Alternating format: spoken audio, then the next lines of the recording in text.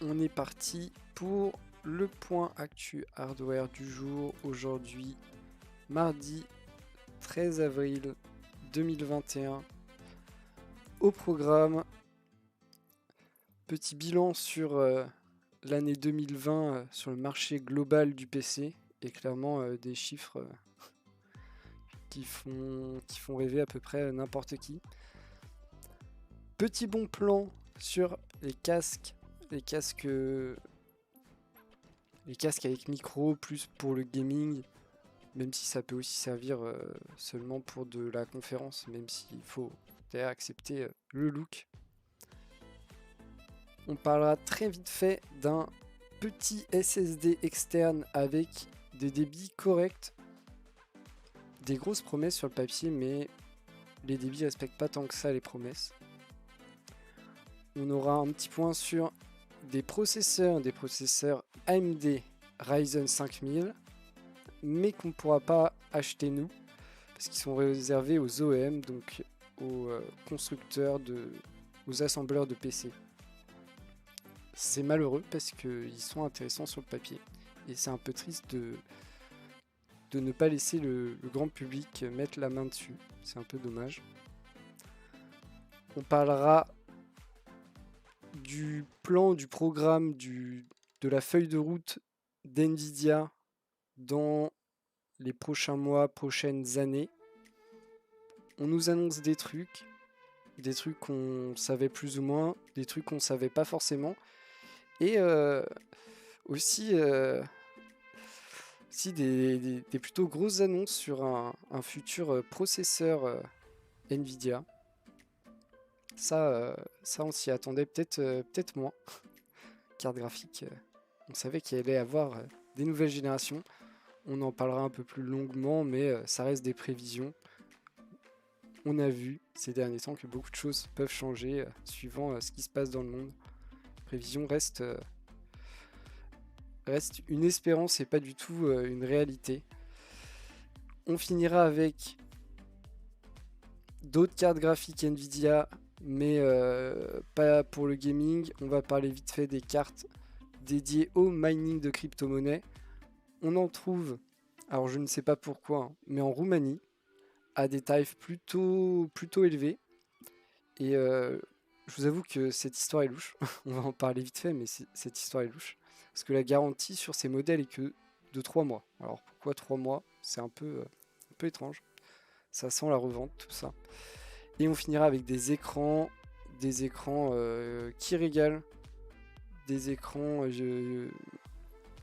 D'abord Gigabyte qui nous annonce vraiment une gamme d'écrans haut de gamme qui fait rêver. On n'a pas du tout les prix, mais sur le papier ils envoient du lourd.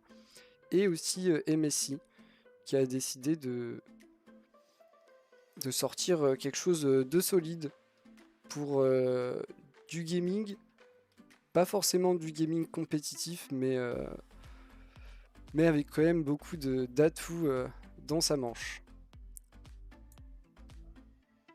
On va commencer tout de suite avec ce fameux bilan pour le marché du PC.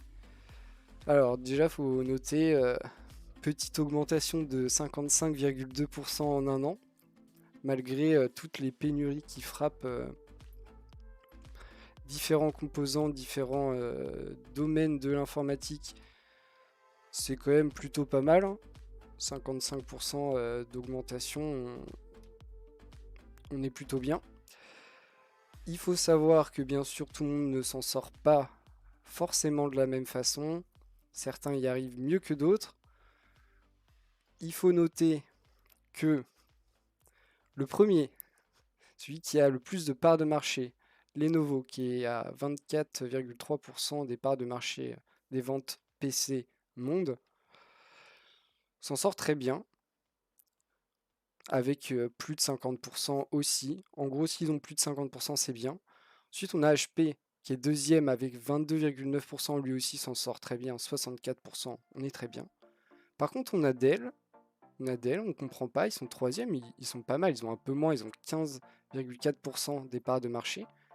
Mais eux, ils ont clairement une progression qui est beaucoup plus faible, on est sur du 24,3%. C'est assez étrange. C'est assez étrange que ça soit un peu les dindons de la farce sur cette année 2020.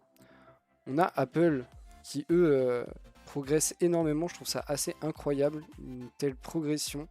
On est à plus 111% tout de même. Bon, ils ont que 8% des parts de marché. Mais d'un autre côté, ils font pas vraiment d'accessible, d'entrée de gamme, tout ça. Donc, ça compense. 111% de progression. Et du coup, on a ensuite Acer qui a 7% de part de marché, une progression de 50%, donc qui s'en sort bien. Et 22,5% qui sont vendus par d'autres constructeurs qui ont aussi une progression de 50%. En vrai, c'est quand même une super année pour le monde de l'informatique, malgré tous les problèmes qu'il a eu sur les lancements, sur les pénuries, problèmes d'approvisionnement, de production, tout ça, qui ne sont pas résolus d'ailleurs. Vraiment, ça se vend mieux que jamais et le fait qu'on soit enfermé chez nous, c'est sûr que ça doit un peu augmenter les choses aussi. Donc voilà, les entreprises de l'informatique qui s'en sortent mieux que jamais. Eux, elles ne connaissent pas la crise et font des chiffres plus élevés que les espérances. Donc bien joué à eux. Comme quoi, tout le monde s'en sort pas mal. On continue avec des bons plans sur les casques micro plutôt gaming, plutôt qualité, de la marque Logitech. D'abord, premier modèle, vraiment dans le haut de gamme des casques, pour un prix assez correct. On est ici à 84,43 € en promotion, bien sûr, chez Cdiscount actuellement. Le G Pro filaire, vous n'avez pas un sans fil à ce prix-là, ne rêvez pas. Mais du coup, la promesse d'un casque haut de gamme, confortable, qualitatif, un bon micro, voilà, avec l'ergonomie Logitech, on est quand même sur la gamme G, donc la gamme qui se veut un peu premium. Ici à un prix plutôt appréciable, hein, et clairement un très très bon casque. Effectivement, il est un peu haut de gamme, même si vous connaissez un peu les casques micro, vous savez que ça peut monter bien au-delà, même sur des modèles à plus de 200 €, si on reste dans des prix contenus. Mais si vous avez décidé de ne pas mettre tant d'argent dans votre casque, ça peut se comprendre. Il existe un autre modèle, le modèle que moi j'ai là. Celui-là, ici, le 432, le G432 filaire. Il est moins cher, il est aux alentours de 55 € actuellement. On nous dit que de base il coûte 80 €, mais ça fait longtemps qu'il coûte plus 80 €. Très bon casque, à un prix plus accessible, plus correct, et qui fait très bien l'affaire, hein, clairement. Je peux vous le recommander, celui que j'utilise au quotidien, et il est disponible aux alentours de 55 € sur plusieurs plateformes de vente. Logitech qui a quand même un très bon savoir-faire dans les périphériques, que ce soit les souris, mais aussi les claviers et les casques, bien sûr. On n'oublie pas les caméras, les webcams, qui sont aussi une de leurs grandes forces. Donc clairement, à chaque fois, on a le gage de la qualité Logitech et de la fiabilité aussi. C'est en général des trucs qui durent plutôt bien dans le temps, et c'est plutôt cool, à des prix accessibles ici tout de même. 55 € pour un casque qui est déjà très très bon, un bon micro comme vous pouvez l'entendre. On est déjà sur quelque chose qui est fonctionnel et plutôt très qualitatif. On n'est pas forcément dans le plus haut de gamme, mais on est déjà dans le très, très qualitatif. Et si vous voulez avoir vraiment quelque chose de top, vous allez sur le G Pro à 85 €. Ce qui reste un prix très correct pour ce genre de casque et ce genre de gamme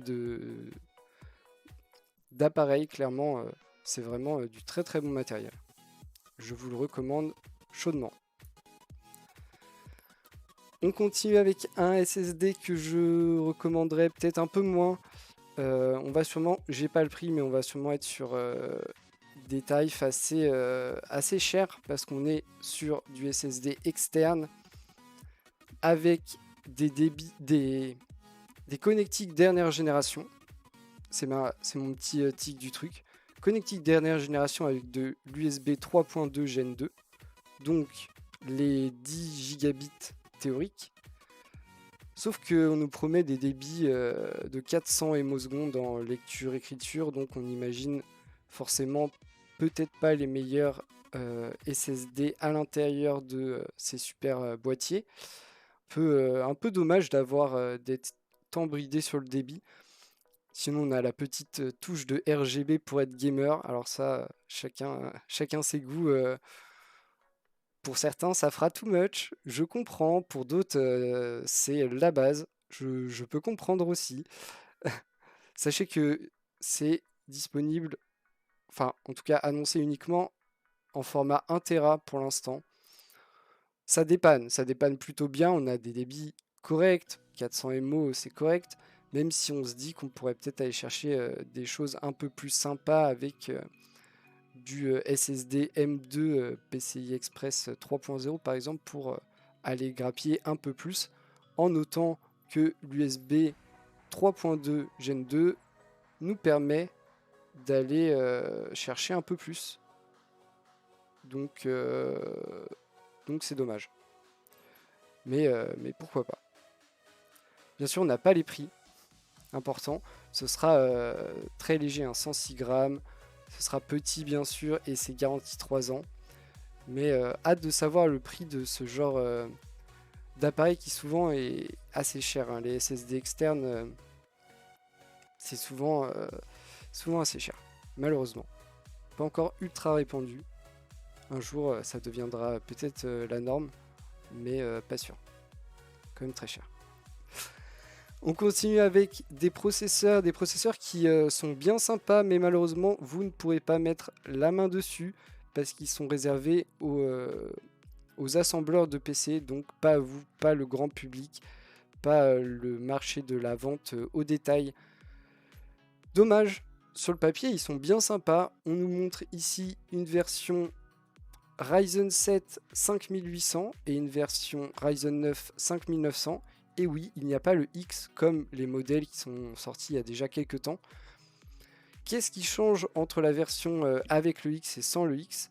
Et une petite baisse en performance, bien sûr, comme on a l'habitude de l'avoir, notamment chez Intel avec ces gammes, alors que je ne dise pas de bêtises, K et 100K.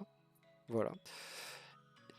Et aussi, et petit point qui est aussi intéressant, c'est une diminution de la chaleur émise, donc du refroidissement nécessaire pour le processeur.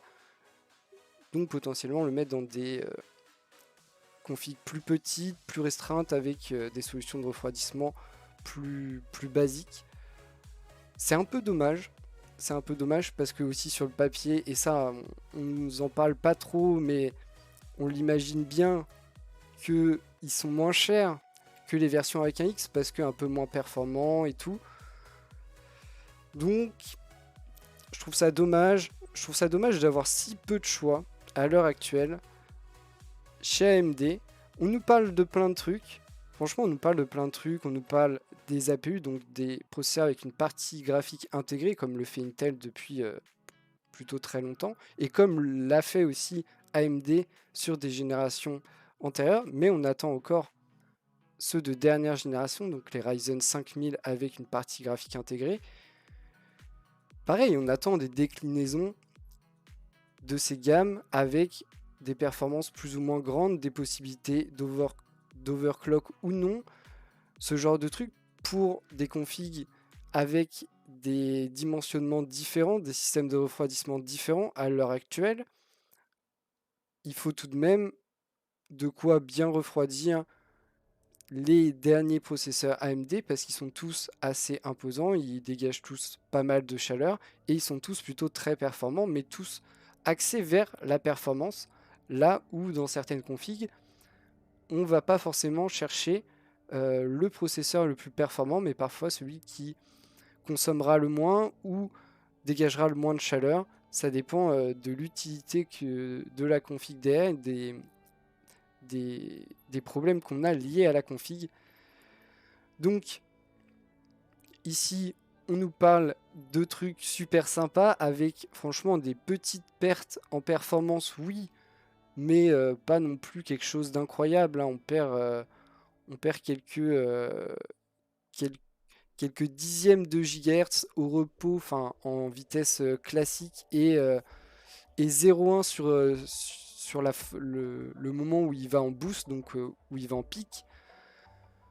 En vrai, pour un prix inférieur, c'est le genre de truc qui peut intéresser pas mal de monde. C'est un peu dommage que ça soit uniquement réservé aux professionnels qui assemblent des PC.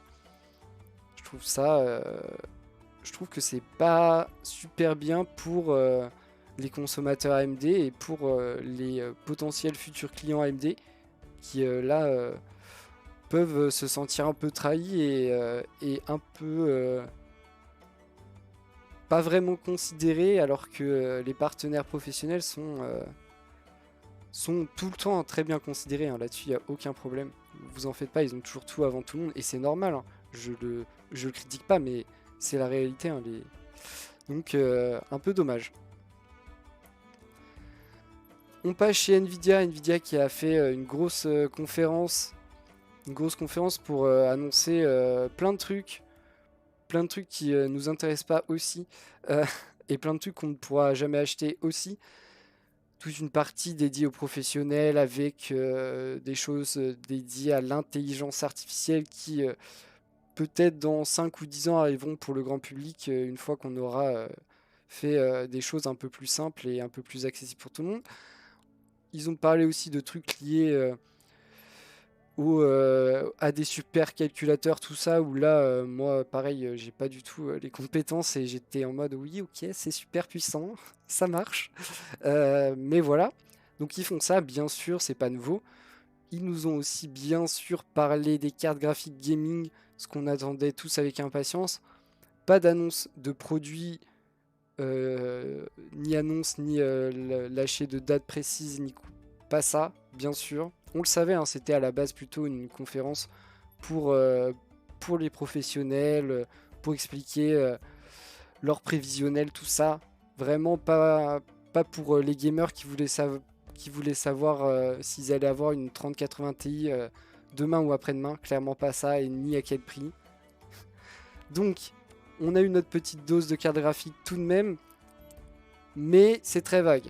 On sait, cette année, 2021, déjà, problème en termes d'approvisionnement, ils en ont pas parlé bien sûr, hein. Faut pas se mentir. On nous a parlé de seulement des refresh de ce qui est sorti actuellement avec des versions super, donc des par exemple 3080 super ou 3060 super, ce genre de truc. Des versions TI aussi, donc pareil 3080 Ti, on attend avec impatience. Et pourquoi pas peut-être dans un monde des super TI, peut-être. Ça, ce serait moins classique, mais pourquoi pas. 2022, on nous annonce des RTX 4000, qui encore une fois, normalement devrait durer 2 ans, donc une année de lancement de RTX 4000, une année de RTX 4000 refresh, donc avec des super, des TI, tout ce que vous voulez. Basé sur l'architecture Lovelace qui est teasée depuis hyper longtemps et dont on sait toujours pas grand chose. Voilà. Et après, encore d'autres trucs dans le futur, mais, mais ils nous ont pas dit ce que c'était. Voilà. Ils nous ont dit du next, mais on sait pas, on verra. On nous a aussi vite fait parler de ça. Du coup, ces petits processeurs made in Nvidia basés sur une architecture ARM. Donc, on ne sait pas exactement ce qu'ils veulent en faire. On l'imagine plus pour quelque chose à base de plateformes mobiles. On peut noter que, notamment dans la Switch, on a une puce Nvidia, c'est un Tegra, je crois, un truc comme ça. Donc je sais que c'est une puce Nvidia. On est loin de parler de puce CPU pour ordinateur de bureau qu'on a actuellement, équivalent i5, i7, i9 ou Ryzen 5, Ryzen 7, Ryzen 9. On est loin de ça à l'heure actuelle. Mais peut-être qu'ils ont une envie d'élargir un peu de leur champ de possibilités. Ce serait pas vraiment étonnant de la part de Nvidia qui, pour l'instant, réussit plutôt très bien, hein. Ils sont quand même très bien placés dans les ventes de cartes graphiques, même si AMD commence à se faire sentir sur le marché. Ils ont eu des années fastes, donc il va falloir aussi savoir se réinventer pour rester au top de la performance et toujours dans la technologie de pointe. Une des possibilités est effectivement d'élargir ces marchés pour voilà, avoir un genre de lien entre les différents pôles et que chacun puisse profiter de l'ingéniosité de chaque truc. Ça reste faire des puces avec beaucoup de transistors, que ce soit un GPU ou un CPU. Donc il y a des trucs à faire. Par contre, dans leur course au rachat d'ARM, ça peut poser des problèmes. Comme d'hab, on sait, ça peut dérégler le marché, ça peut être bloqué par les agences de régulation, là où ils utilisent quand même la technologie et l'architecture ARM pour développer leur propre puce. On continue avec des cartes graphiques Nvidia. On va parler d'une CMP 30HX. Bon, ici de marque Gigabyte. Je savais même pas que Gigabyte avait fait ses propres modèles. 600 €, garantie 3 mois en Roumanie. Alors déjà, qu'est-ce qui se passe? Pourquoi les cartes sont en Roumanie? Pourquoi? Il y a beaucoup de mineurs de crypto-monnaies en Roumanie? Si c'est ça, j'avoue que je ne savais pas. Donc voilà, hein, des cartes qui valent super cher, qui permettent de produire des crypto-monnaies autant qu'une 5500 XT ou une 1660. Franchement, c'est quand même super cher pour une carte qui ne permet que de miner de la crypto-monnaie. On nous dit qu'à ce prix-là, il faut 200 jours pour rembourser la carte. C'est plutôt long, tout de même.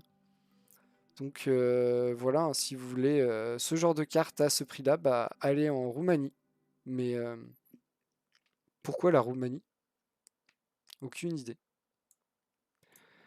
Transition parfaite avec Gigabyte. Gigabyte qui nous présente des écrans et des écrans plutôt dans le haut de gamme, hein. Clairement, on se fait plaisir ici chez Gigabyte. Alors voilà le visuel, très beau visuel. 3 modèles, comme vous pouvez le voir sur le visuel. Un modèle 32 pouces, un modèle 43 pouces. Ces deux modèles utilisent les mêmes technologies. On parlera que d'écran 4K ici, enfin 4K UHD. Modèle 32 et 43 pouces en dalle Fast IPS. Alors le Fast, c'est pour le 1 ms de temps de réponse et peut-être aussi pour les 144 Hz de taux de rafraîchissement. Donc de quoi se régaler sur du gaming en 4K sur une dalle 32 ou 43 pouces, donc déjà des dalles assez grandes. 32 pouces ça fait en gros 80 cm et 43 ça fait 1 mètre et des poussières. Donc déjà des belles dalles. Mais pour les gens qui veulent vraiment aller au bout du kiff, ils ont fait une version 48 pouces. On change de dalle, on passe sur de l'OLED. Donc voilà, c'est pas la toute dernière technologie de dalle parce qu'il y a encore quelque chose au-dessus, mais c'est la seule qu'on puisse vraiment acheter sans devoir dépenser des dizaines ou des centaines de milliers d'euros. Donc l'OLED vraiment top. 48 pouces là, on est vraiment sur un très grand écran. Avantage de l'OLED, on baisse le temps de réponse à 0,5 millisecondes. Donc là, vraiment, temps de réponse incroyable. On baisse aussi un peu le taux de rafraîchissement à 120 Hz. Mais bon, vous resterez en 4K 120 Hz. Ce qui régale, surtout si vous avez une console next-gen. Là, vous êtes au top. Clairement, vous avez le top de l'écran pour profiter de votre console nouvelle génération. Vous avez bien sûr l'HDMI 2.1 pour, encore une fois, profiter des dernières technologies et de cette fréquence en 4K via HDMI. On nous donne pas... Ah si, DisplayPort aussi, donc ça c'est cool. On a un tarif estimé, mais bon. Tarif estimé de 579 € pour le modèle 32 pouces. Voilà. C'est à voir ces infos. Pour l'instant, ça reste sur le papier du très haut de gamme avec des caractéristiques qui régalent et clairement des écrans prêts pour les dernières générations de cartes graphiques et de consoles. C'est ce qu'il vous faut si vous avez l'un des deux et que vous voulez être au top. On finit avec MSI qui nous annonce un écran aussi, pas trop pour les consoles ici. On est sur du 34 pouces, du 21/9, donc pas trop pour les consoles qui ne prennent pas trop en charge ce genre de format. On n'est pas à 4K, on est 1440p, donc 2K. On a bien le 144 Hz, on a une dalle VA. On profite de l'Adaptive Sync pour avoir la fréquence parfaite par rapport à ce qui envoie la source. Donc voilà, un très beau écran, des écrans pour les PC, clairement. Sur la plupart des appareils, le format 21/9 n'est pas pris en charge correctement. Le PC est clairement un des appareils qui le prend le mieux en charge et de plus en plus de jeux le prennent en charge, que ça soit Day One ou suite à une mise à jour. Et ça, c'est plutôt cool. Parce qu'effectivement, quand vous avez ce genre d'écran, le pire, c'est tout de même d'avoir des bandes noires sur le côté. On n'a bien sûr pas d'HDMI 2.1 parce qu'on n'a pas de 4K, donc pas besoin. Et on a du DisplayPort classique. Petit bijou de la part de MSI, franchement, j'aime beaucoup. Je trouve qu'il est très stylé. Encore une fois, sur le papier, c'est très beau. Il faut quand même la prise en charge de ce format, suivant ce que vous en faites. C'est plus ou moins bien adapté. Et encore une fois, le pire, c'est d'avoir des bandes noires sur le côté. Voilà, j'espère que vous avez bien appris des choses. Oula. Ma conclusion, 0. J'espère que vous avez passé un bon moment avec moi, que vous avez appris des choses et surtout que ça vous a donné envie de revenir. Comme d'habitude, je vous invite à faire des retours. Je lis tout et je réponds à tout avec grand plaisir. C'est ce qui m'aide à progresser. Et voilà, on se dit à demain pour la suite de l'actu hardware.